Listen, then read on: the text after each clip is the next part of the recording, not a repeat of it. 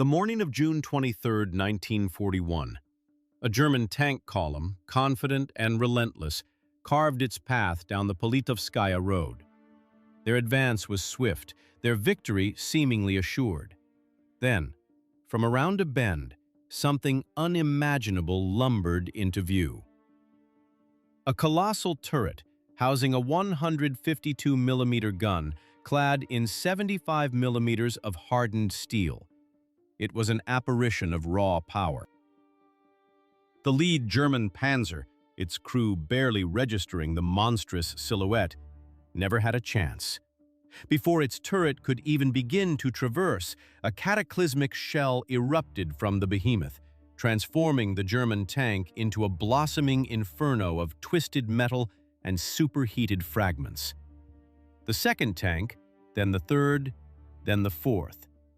This steel leviathan methodically tore through the column, each thunderous impact reducing another enemy machine to smoldering wreckage. Incoming German shells, desperate and futile, merely ricocheted off its impenetrable armor, leaving only shallow, insignificant indentations. Panic seized the German tankers. Their frantic radio transmissions painted a terrifying picture. "A Russian monster on the road! It cannot be stopped!" This was the Wehrmacht's first nightmarish encounter with the KV-2 tank. To truly grasp the genesis of this formidable war machine, one must journey back 18 months to the unforgiving, frost-bitten winter of 1940. The Soviet-Finnish War had raged for months, and the Red Army found itself locked in a brutal stalemate.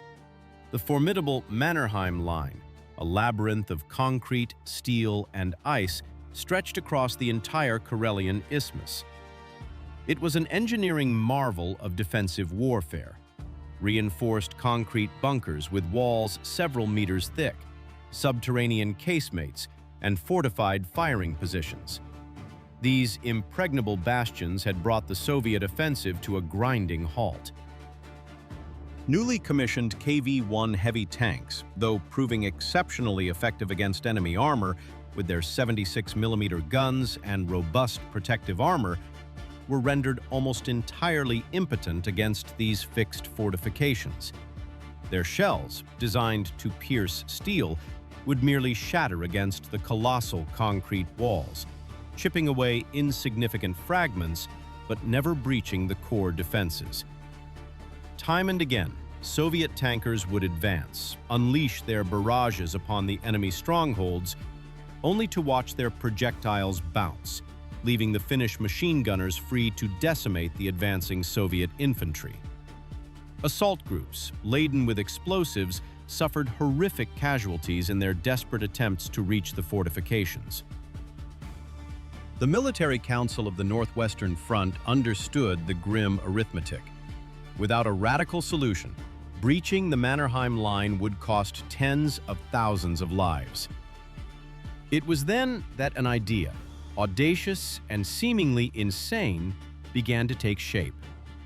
What if, instead of a conventional tank gun, a full-fledged 152mm howitzer, a weapon typically reserved for heavy field artillery, could be mounted onto a tank chassis? Field howitzers of this immense caliber had already proven their devastating efficacy against reinforced concrete, but they were inherently vulnerable, immobile targets. Encasing such a monstrous weapon within thick tank armor, setting it upon tracks, would create an unstoppable, self-propelled fortress capable of single-handedly pulverizing enemy strongholds. This revolutionary proposal, born of desperation and strategic necessity, received the urgent approval of the military leadership. By January of 1940, the Kirovsky Design Bureau was tasked with transforming this vision into a terrifying reality. The winter of 1940 bled across the Eastern Front, a brutal canvas of ice and desperate conflict. In the besieged city of Leningrad, deep within the Kirov plant, a directive arrived that would shatter the calm of any sane engineer. The task? Forge an entirely new machine, a weapon of unprecedented power, not in weeks or months, but in mere days. The front lines screamed for immediate results, and the grim calculus of war permitted no excuses, no delays. Under the relentless pressure, the design collective, led by the formidable Joseph Yakovlevich Kotin, transformed into a besieged fortress of ingenuity. Engineers abandoned their homes, their families, their very lives, becoming permanent fixtures within the factory's cavernous workshops. Their days stretched into grueling 16, 15, sometimes even 18-hour shifts, punctuated only by brief, exhausted slumbers snatched on cots or directly on the cold concrete floors of the very halls where their monumental work unfolded. A few hours of respite, then back to the unforgiving glow of the drafting tables, driven by an urgency that clawed at their minds and bodies. The core of their impossible challenge lay in a single, monstrous component, a 152-millimeter howitzer. This leviathan of steel was not only immense and impossibly heavy, but its recoil upon firing unleashed a cataclysmic force capable of tearing apart lesser structures. The standard turret of the legendary KV-1 tank, a formidable machine in its own right, simply could not accommodate such a weapon. It was too small, too weak, structurally incapable of withstanding the sheer kinetic violence. The engineers were forced to confront a stark reality. They had to design a completely new turret, from the ground up, in a time frame that defied logic. Yet a solution, born of sheer desperation and brilliance, began to coalesce. The new turret emerged, significantly larger and taller than its predecessor, a hulking testament to their audacious vision. The gun's mounting system, a marvel of wartime engineering, was meticulously crafted to ensure the howitzer remained perfectly balanced during aiming, allowing for remarkable precision despite its colossal bulk. This ingenious mechanism counteracted the immediate forces of the weapon itself. However, balancing the entire turret assembly proved an insurmountable hurdle. The sheer weight of the howitzer skewed the turret's center of gravity, placing it irrevocably off its rotational axis. This critical imbalance introduced a dangerous vulnerability. In the chaos of combat, tank crews would be forced to constantly monitor their vehicle's tilt, for a severe incline would overload the electric motor designed to traverse the turret, rendering the mighty weapon useless at the most critical moments. Despite these profound difficulties, the Kotin Collective achieved what many deemed an outright miracle. On the 10th of February 1940, the first experimental tank, crowned with its colossal new turret and the 152-millimeter howitzer, rumbled onto the Kirov plant's testing grounds. The trials commenced on a specially constructed trench stand within the factory's sprawling perimeter. When the immense gun first roared to life, a deep primal bellow ripped through the air, and the very earth trembled for hundreds of meters around. A projectile, weighing nearly 50 kilograms, hurtled towards its target, and in a flash of dust and debris, the designated mark simply ceased to exist. The firing tests were declared satisfactory. Crucially, the tank's chassis, the very foundation of the machine, absorbed the weapon's monstrous recoil without catastrophic failure. A collective sigh of relief swept through the exhausted engineers. They had conquered the impossible. Factory trials for this groundbreaking tank were cut drastically short, a testament to the unyielding demands of the front. Barely a week later, on the 17th of February 1940, both completed prototypes were hoisted onto railway platforms and dispatched immediately to Karelia.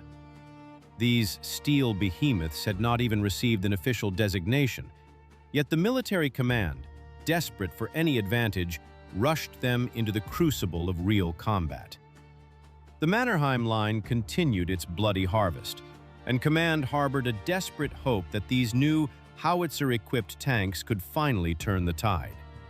As these steel giants lumbered onto the front lines, the weary soldiers of the Red Army gazed upon them, a mixture of profound astonishment and rekindled hope etched onto their faces.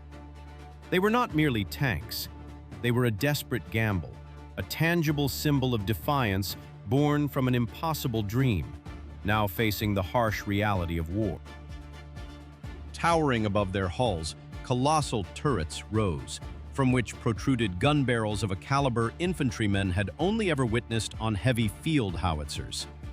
This was something new, something monstrous. These were not the tanks of old, but mobile fortresses bristling with unprecedented firepower, an intimidating silhouette against the stark winter sky.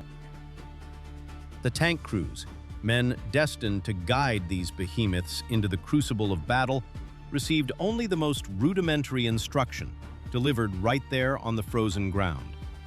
There was no time for extensive training, no luxury of simulated environments. They were forced to master this formidable new machinery literally on the move, learning its quirks and capabilities as the war raged around them. A brutal, unforgiving baptism by fire awaited them. Yet a profound sense of anticipation, a grim hope, permeated the ranks, a silent prayer that this new weapon might turn the tide. Their very first combat deployment transcended all expectations, shattering the established notions of armored warfare and rewriting the rules of engagement. One of these new tanks rumbled into position, its tracks grinding against the earth, directly facing a Finnish pillbox. For weeks, this particular fortification had defied every attempt by Soviet artillery to silence it. It was a concrete leviathan, a stubborn scar on the landscape, a merciless maw that had devoured the lives of countless Red Army soldiers. Its steel and reinforced concrete had mocked every conventional shell, every determined assault, standing as an unyielding testament to Finnish ingenuity and resolve. The gunner, with a steady hand, aligned his sights. The air thickened, charged with unspoken tension. Then, the 152mm howitzer roared, a sound that tore through the quiet, belching a torrent of flame and smoke that momentarily obscured the world. A concrete-piercing shell, dense with destructive intent, tore through the air and slammed into the seemingly impregnable wall of the fortification. What had stood for weeks, what had been considered unassailable, disintegrated in a cataclysmic explosion. One singular, devastating shot. The firing point, which had claimed dozens of lives, transformed instantly into a smoking, shattered ruin, its formidable presence reduced to dust and twisted rebar. Finnish soldiers, entrenched in neighboring strongholds, watched the spectacle unfold. A cold dread, a palpable terror gripped them. In that moment, they understood. Their seemingly invulnerable defensive lines, the vaunted bulwarks of the Mannerheim Line, were no longer impervious. The brutal truth settled upon them. Their sanctuary had become a target, and their fate profoundly uncertain. The ground beneath their feet, once firm with resolve, now trembled with the implications of this new, terrifying power.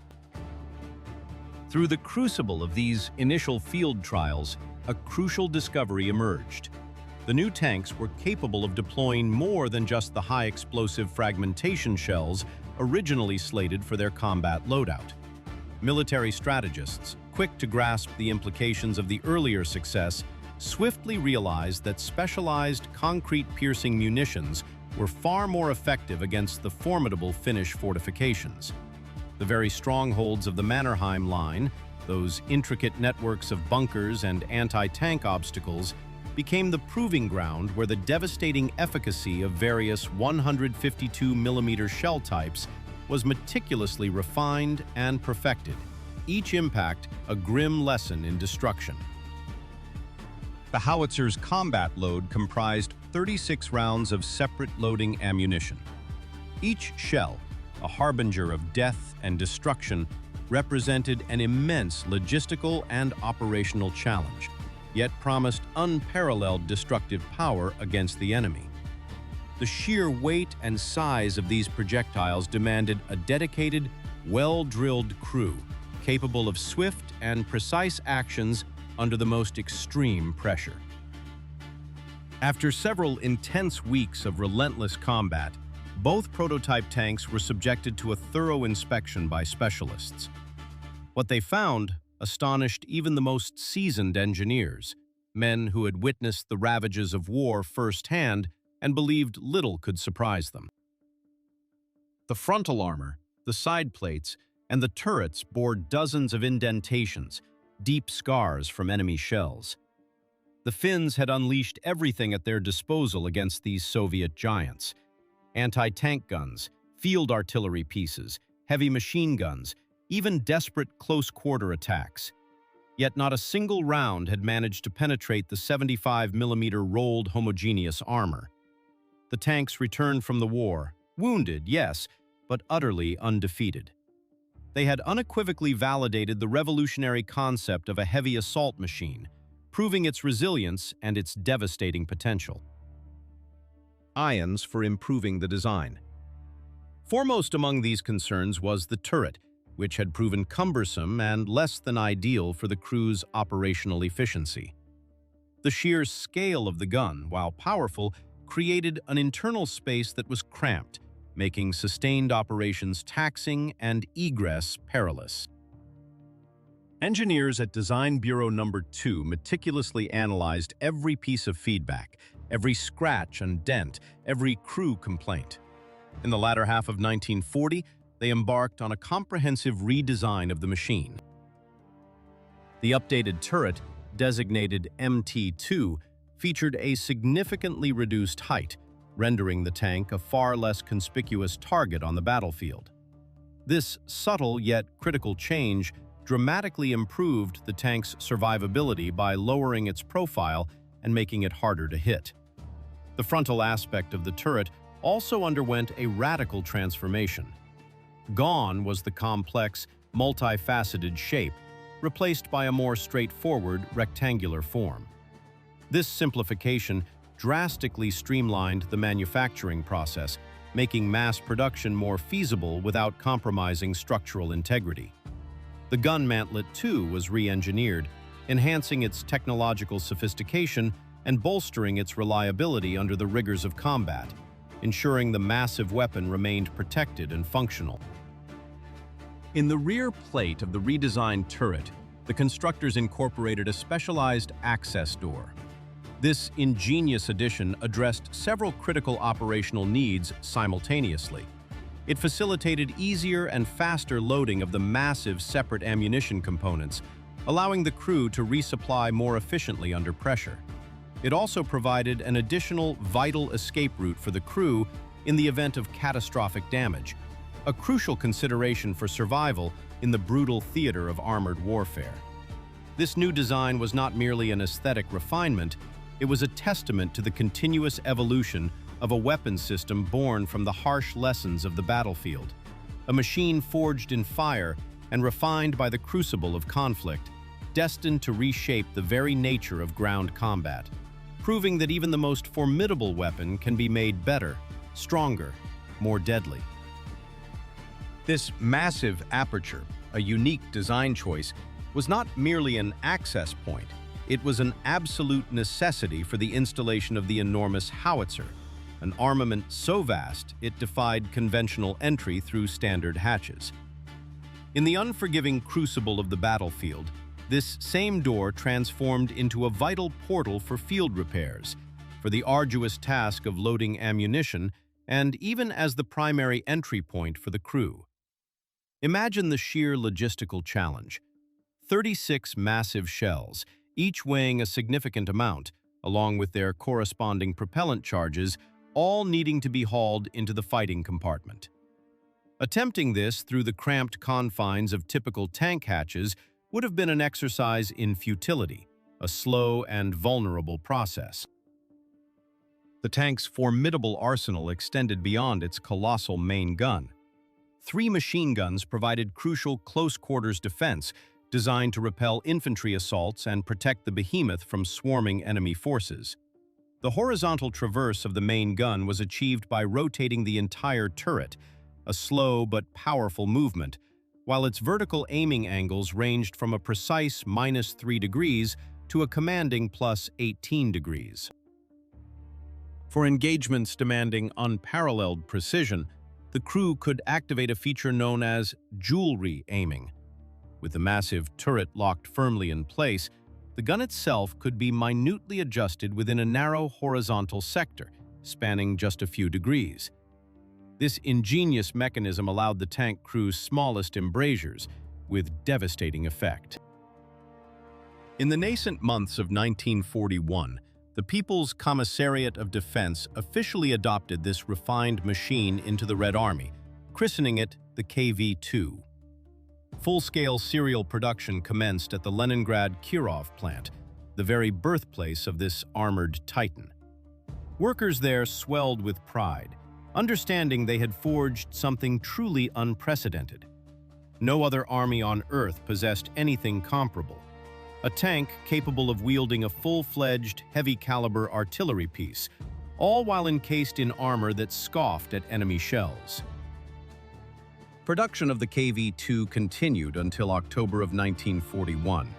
The precise number of units manufactured remains a contentious point among historians. Figures of 330 or 340 tanks are most frequently cited. Yet, conflicting data persists. Some researchers highlight the fact that the first plant, number 172, managed to produce only about 100 suspension systems for the howitzers, leading them to infer a correspondingly lower total for fully equipped combat vehicles. Regardless of the exact count, each KV-2 represented an overwhelming force, a single unit capable of decisively altering the tide of a battle. Its potent combination of immense firepower, virtually impenetrable protection, and acceptable mobility forged a truly unique combat machine. The 152mm howitzer could obliterate any enemy fortification, while its thick armor plate rendered the crew safe from the vast majority of anti-tank weaponry of the era. The Red Army had finally acquired the instrument it had so desperately needed during the Winter War against Finland, a weapon whose true mettle was soon to be tested in a far more brutal crucible. On the 22nd of June, 1941, the tranquil rhythm of life across the Soviet Union shattered. Germany unleashed the full, terrifying might of its war machine upon the nation.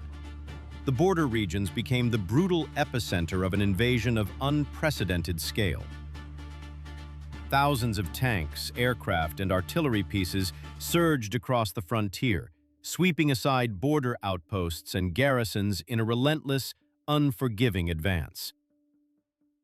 The German generals were utterly convinced of a swift victory.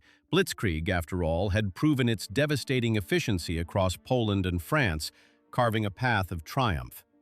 The Wehrmacht had grown accustomed to the intoxicating ease of conquest, but it was on Soviet soil that the first truly terrifying shock awaited them.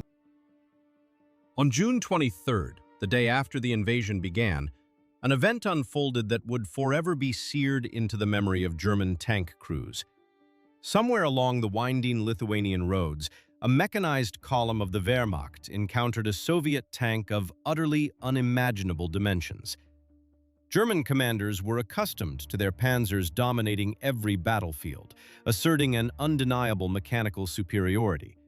Yet, in that moment, they faced something for which no training, no doctrine had prepared them.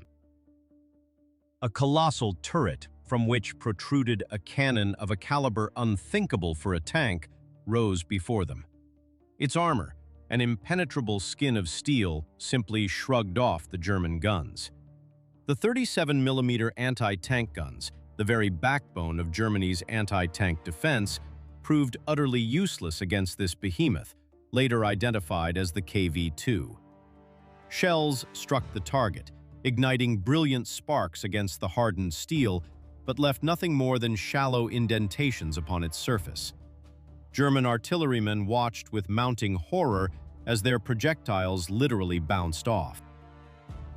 In stark contrast, the Soviet tank returned fire with shells of an entirely different magnitude. Each impact from its 152mm high-explosive round guaranteed the annihilation of its target.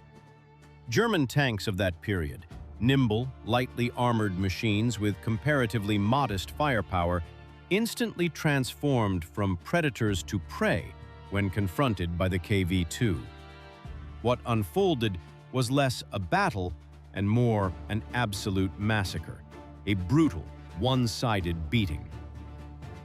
Soviet tank crews, sheltered within their steel fortress, fired upon the enemy vehicles with an almost chilling detachment, as if on a training exercise.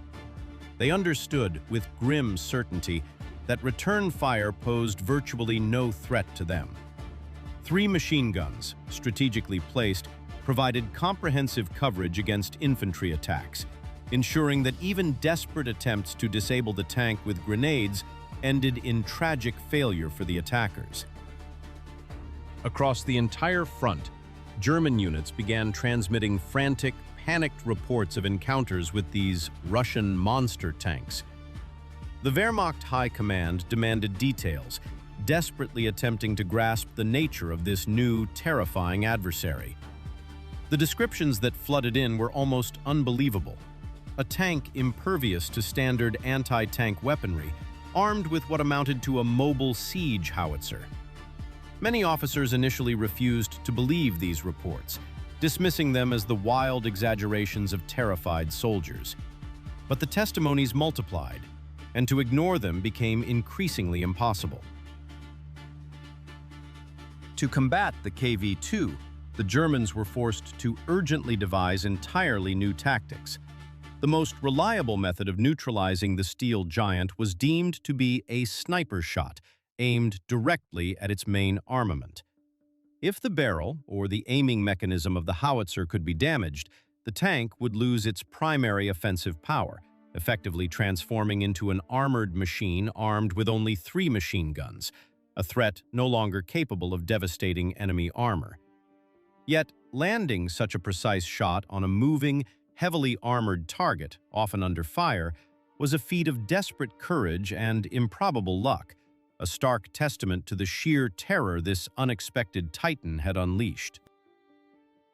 Even for the most seasoned artillery crews, striking a heavy tank with precision was a monumental feat, a triumph of skill and sheer luck that few could ever claim. The KV-2, a colossal armored beast, presented a near impenetrable front. Yet, every titan has its Achilles heel. For this Soviet behemoth, it lay in the intricate mechanics of its running gear.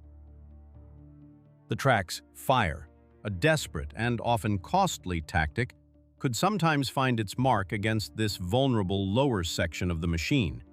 A direct hit, severing a track or crippling the delicate wheel assemblies, would instantly transform the tank from a mobile fortress into a static, exposed target. Once immobilized, the battle shifted. The artillery's grim relay passed to the infantry and sappers, who then embarked on an even more perilous mission. Under the withering fore towards the halted Leviathan. Their objective? To disable it permanently. They would hurl grenades against its unyielding sides, hoping to find a weak point, or, in a truly audacious maneuver, plant explosive charges directly beneath its belly. Inside the steel shell, the crew faced an agonizing, impossible choice. To remain entombed within their crippled machine, awaiting the inevitable detonation by sappers, or to abandon the tank and step directly into a hail of enemy infantry fire. The air inside would grow thick with the smell of cordite and fear, the metallic clang of impacts a constant, terrifying reminder of their predicament. Another, albeit less common method, involved deploying heavy artillery.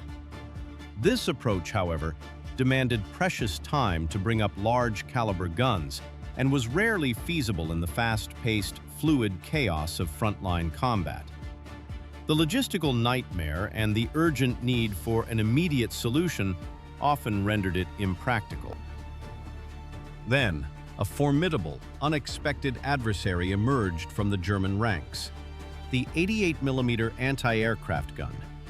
This legendary air defense system, initially designed to tear through the skies, became the Wehrmacht's reluctant yet devastating answer to the Soviet heavy tank. Its armor-piercing rounds possessed sufficient kinetic energy to punch through even the thickest plate of the Soviet giants, a testament to its raw, unbridled power. However, the engagement between a KV-2 and an 88mm flak gun was far from a predetermined German victory. The Soviet tank possessed a main gun of significantly greater caliber, an instrument of destruction that could obliterate the exposed flak crew from a distance, long before the tank itself entered the 88's guaranteed kill zone. Moreover, the Soviet tankers were ensconced within layers of heavy defensive armor. The German anti-aircraft crews, by stark contrast, were shielded only by a thin, bulletproof plate, utterly incapable of deflecting the lethal shrapnel from a high-explosive shell detonating nearby. The outcome of these brutal duels hinged on a multitude of critical factors. Who would detect the enemy first? Who could acquire the target with greater precision? Who would be swift enough to unleash the first, decisive shot? Victory was a fickle mistress, and it did not always favor the Germans. Collectively, the KV-1 and KV-2 tanks represented a truly formidable power, a force that the Wehrmacht openly feared. For the first time in their triumphant march across Europe, the German army encountered an enemy against which they possessed no reliable, readily available countermeasure. These Soviet heavy tanks shattered the ingrained doctrines of the Blitzkrieg, forcing German commanders to divert invaluable anti-aircraft assets to engage armored vehicles. They inflicted heavy casualties in sectors where the Germans had anticipated little more than a leisurely advance. Yet, in a cruel twist of fate, the primary adversary of the KV-2 was not the German guns or tanks at all. The chaotic disarray of the war's initial months, the shattered supply lines, and the catastrophic logistical failures ultimately claimed more of these fearsome machines than all the Wehrmacht's combined anti-tank efforts. Soviet tank crews often found themselves in an agonizing position, their supposedly impenetrable steel fortresses rendered into useless heaps of metal, not by enemy fire, but by the relentless, unseen forces of starvation, fuel shortages, and mechanical breakdown. The ultimate irony: a tank built to withstand the apocalypse, defeated by the very infrastructure meant to support it. The summer of 1941. A landscape scarred by fire and steel, where the roar of advancing armies was often overshadowed by a more insidious enemy: the silence of an empty fuel tank. This was the grim reality that dictated the fate of countless machines, not through direct combat, but through the brutal calculus of logistics. Consider the 41st Tank Division, a unit that, in the early weeks of the war, commanded a formidable fleet of 30 KV-2 heavy tanks. These were behemoths, designed to crush any opposition, their very presence a statement of overwhelming power. Yet, their story became a stark, tragic testament to the chaos and desperation of those initial campaigns. Of all these magnificent machines, a mere 5, perhaps 6, were lost in direct engagement with the enemy. The vast majority, 2/3 of the entire division's strength, were abandoned during the agonizing retreats, not because they were crippled by enemy fire, but because there was simply no fuel to move them, no spare parts for even the most minor repairs. Imagine the agonizing scene. Crews, trained for war, forced to forsake their perfectly functional, battle-ready tanks, machines capable of obliterating any foe, simply because the diesel tanks were dry and the supply lines had vanished into the swirling dust of retreat. A heavy silence, broken only by the crunch of boots on gravel, as soldiers walked away from their steel giants, leaving them vulnerable, monuments to a logistical collapse. This wasn't just a loss of equipment. It was a profound psychological blow, a symbol of an impossible situation. The KV-2 itself was a marvel of engineering, a testament to industrial might. Yet its production was an arduous, almost artisanal process. Each tank was a monumental undertaking, crafted virtually by hand, demanding immense labor and highly skilled workers. Countless, intricate operations, impossible to rush or simplify, defined its creation. At the Leningrad Kirov plant, the dedicated workforce toiled at the very limits of human endurance. Yet even their heroic efforts could not produce these tanks in the quantities required to replace the staggering losses. And those losses mounted daily, the majority, paradoxically, not from the fury of battle, but from the quiet, desperate act of abandonment. The nascent Soviet industry found itself in an even more critical state during the war's opening months. The German advance was relentless, carving deep into the country, placing countless factories under imminent threat, lethal evacuation of manufacturing plants, piece by painstaking piece, to the relative safety of the eastern regions, far beyond the Ural Mountains. This colossal undertaking, while ultimately preserving the Soviet industrial base, inevitably crippled the immediate output of vital war materials. To manufacture complex, heavy tanks under conditions where precision machinery was being dismantled, loaded onto railway cars, and transported thousands of miles across a continent was a near impossibility. The production rate of the KV-2 began its inexorable decline throughout the summer and autumn of 1941. In the war's initial stages, plant workers had desperately strived to maintain production tempo, fueled by a fierce patriotism and an understanding of the stakes. But by autumn, it became painfully clear that this was a losing battle, a struggle against the inevitable. The inherent complexity and labor-intensive nature of its manufacture, coupled with a critical shortage of components and the ongoing evacuation of countless ancillary enterprises, all converged to seal its fate. In October of 1941, the production of the KV-2 was finally irrevocably halted. Yet those machines already in service, those that had somehow survived the retreats and the logistical nightmares, continued their grim fight. The KV-2s that endured were redeployed across various sectors of the front, their terrifying silhouette alone often enough to sow panic among the enemy. German soldiers who had the misfortune of encountering a KV-2 rarely forgot the experience. The thunderous roar of its 152mm main gun, a sound that reverberated through the very earth, deafening ears even at considerable distances, and the devastating power of each shell left an indelible impression of terror and awe.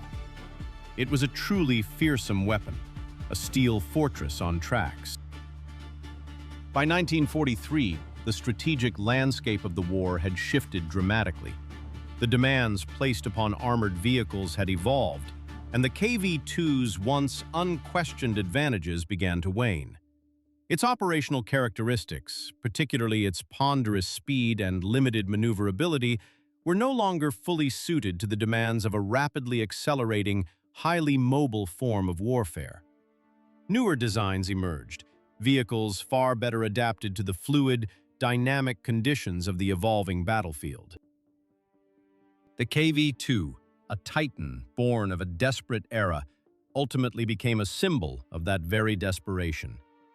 It was a tank too powerful for its own fragile supply lines, a weapon whose sheer might was tragically undermined by the chaos of its birth.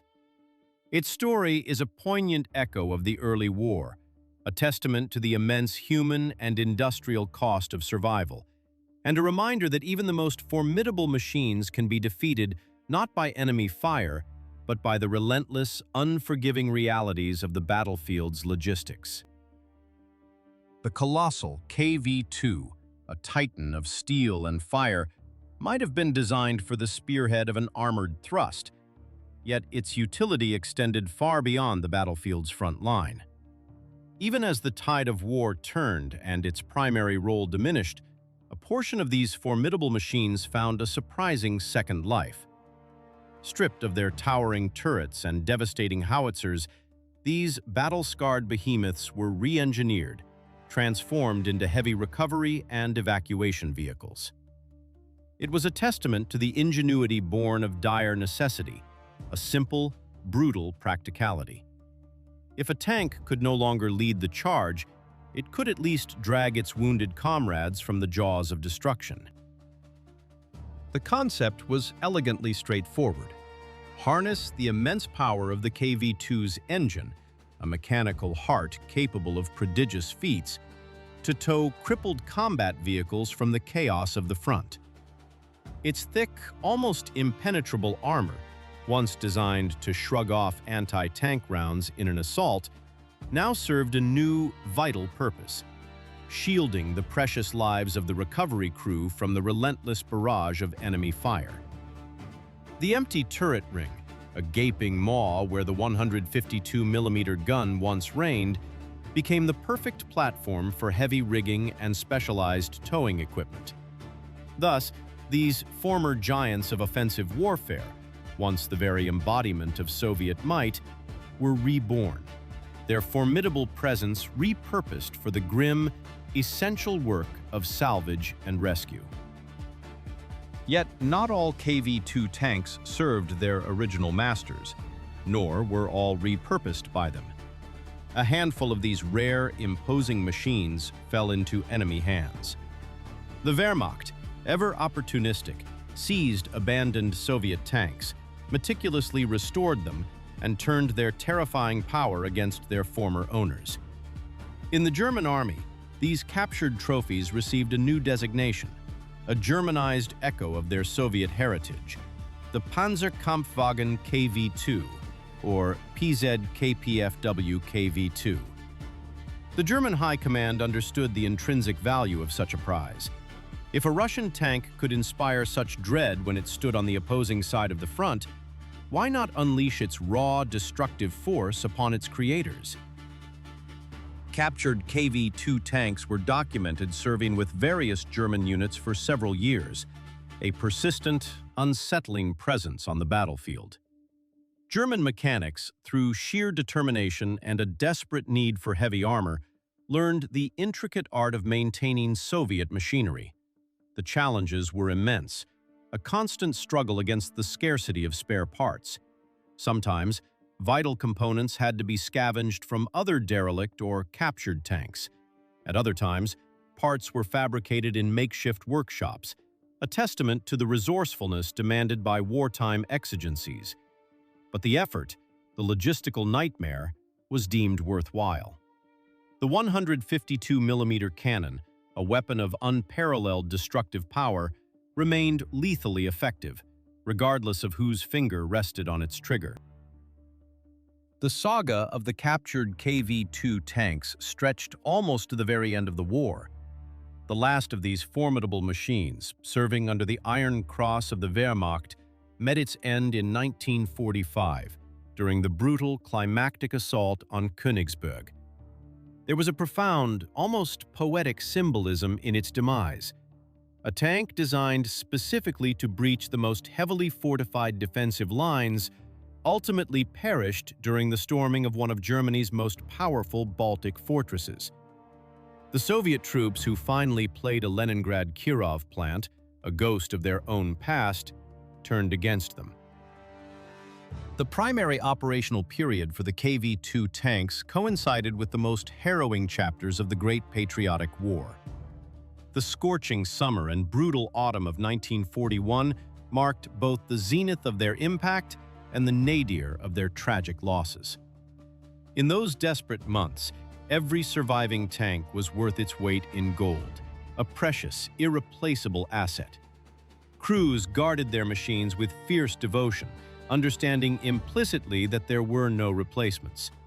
The grim, high-stakes duel between the KV-2 and German 8.8-centimeter anti-aircraft artillery crews became a distinct, brutal chapter in this conflict. The infamous 8.8mm flak cannon represented a genuine, existential threat to the Soviet heavy tanks, its high-velocity shells capable of piercing even the thickest armor. Yet, the German anti-aircraft crews faced their own, equally terrifying risks. The Soviet tankers possessed a decisive advantage in sheer caliber and explosive power. They could engage and devastate a German flak position from a distance at which their own 75mm rolled armor offered substantial, life-saving protection. The Soviet crew was encased within a steel fortress, while the German gun crew was shielded by little more than a thin blast shield, offering scant protection against anything beyond small arms fire and minor shrapnel. One well-aimed, high-explosive round from the KV-2's massive gun could obliterate an entire flak emplacement, transforming men and metal into a twisted, burning ruin in a single, thunderous impact. It was a brutal calculus of survival, where the sheer destructive potential of the KV-2 often held the final, terrifying word. From the very first roar, a single howitzer shell ripped apart an anti-aircraft position, vaporizing its crew and defenses in an instant. This was the terrifying promise of the KV-2. Of the more than 300 of these colossal tanks ever forged, only one authentic specimen remains today. The others met their end in the crucible of battle, burned-out hulks abandoned during desperate retreats, captured by an advancing enemy, or simply melted down as the relentless march of progress deemed them obsolete. This lone surviving KV-2, against all odds, traversed the entire war, somehow escaping the fate of its brethren. Despite its comparatively small production numbers, the KV-2 unleashed a true storm upon the front lines. Its 152mm shells confidently tore through any German armored vehicle of that era, transforming enemy tanks and armored personnel carriers into nothing more than blazing wreckage and twisted steel. The KV-2's formidable armor shrugged off hits from the overwhelming majority of Wehrmacht weaponry.